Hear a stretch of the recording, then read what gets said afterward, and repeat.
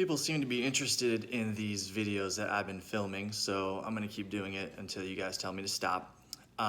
So today I am going to discuss what are mortgage servicers doing about all the loans that are coming due for payment April 1st, late on the 15th. So there's really two classes of mortgages that are, or two, I don't know if classes is the correct word, but there's two kinds of mortgages and the rules are going to be different for each. So let me start with the Fannie Mae Freddie Mac mortgages, which make up about 62% of all outstanding loans for homes.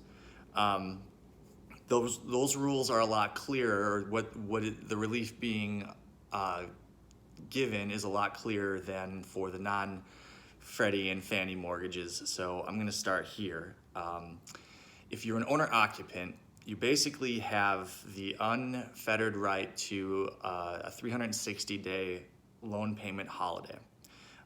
You don't have to demonstrate hardship. All you have to do is ask, and you will automatically, you are supposed to get 180 days with the option of extending that for an additional 180 days at the end of the first 180. So great, wonderful. I'm going to put a link in the description here. There's two links actually, one for Fannie Mae, one for Freddie Mac. And what you'll be able to do is enter some information about your loan and find out if you have a Freddie or Fannie loan. If you are the owner of a multifamily residence and you have a Freddie or Fannie loan, the rules are a little more complicated. If you are current as of February 1st of 2020, you are entitled to a 30-day forbearance, and you can also request 2 additional 30-day forbearances if need be. Forbearance is basically just them holding off on you needing to make a payment. So if they forbear for 3 months, it means you get 3 months without having to make payments. And I'm going to talk a little bit more about this in a moment because it's not clear how they're going to treat this once the forbearance is over. So stay tuned for just a moment. During the period of forbearance, if you own multifamily residential real estate, Freddie, Fannie, with a Freddie or Fannie mortgage, you cannot evict anyone during the period of forbearance, and you cannot terminate anyone's tenancy during that time. And to be perfectly clear, that's really not a big deal anyway, because they've also, independently of whether you request and receive a forbearance on one of these loans, you cannot evict anyone for 120 days from the enactment of CARES, which was on March 27th. So if you need a break is available. Get in touch with your Freddie or Fannie, or get in touch with your servicer if you have a Freddie or Fannie loan. Now, it's not all good news, or at least it may not all be good news. Now, it's not clear. They've not made it clear what happens at the end of the period of forbearance. Will they make you come up with 3 months? Let's say you get a 90-day forbearance, will they make you come up with 3 months worth of payments at the end of that forbearance? I don't know. It doesn't seem reasonable that they would do that, because if I didn't have the money now, what makes you think I'm gonna have the money in 90 days? But I don't, I'm not a big believer in banks doing what makes the most sense, because they operate on a whole different set of rules than we do. I would expect, and I can't make any promises, I'm not a bank, but I would expect that they will at least allow you to stretch additional payments over the course of maybe a year.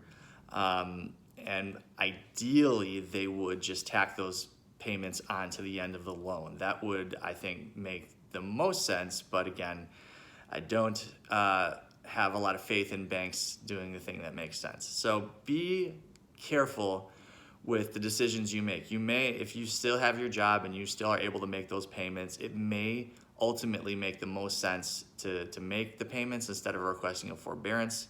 At the very least, save that money if you can. Don't go and spend it on a really expensive vacation for August when hopefully this thing is blown over.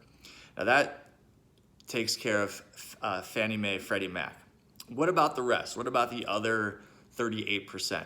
Well, the answer is you're going to have to find out from that lender what they're willing to do, because there is no clear guidance from anyone other than themselves about how they're going to handle payments during this time frame. So it's kind of the Wild West if you are not in a Fannie or Freddie loan. So as I've been saying the last 3 days, get in touch with your lender as soon as possible. You're still in the 15-day grace period before your payment is considered late. And as I already said before, these companies are absolutely inundated, and they do not have, it would take, if they're gonna, if they're like Bank of America and they wanna handle everyone's loan on a case-by-case basis, they're gonna need every call center in India and the Philippines to handle all of the calls to deal with these things individually. So get in touch now.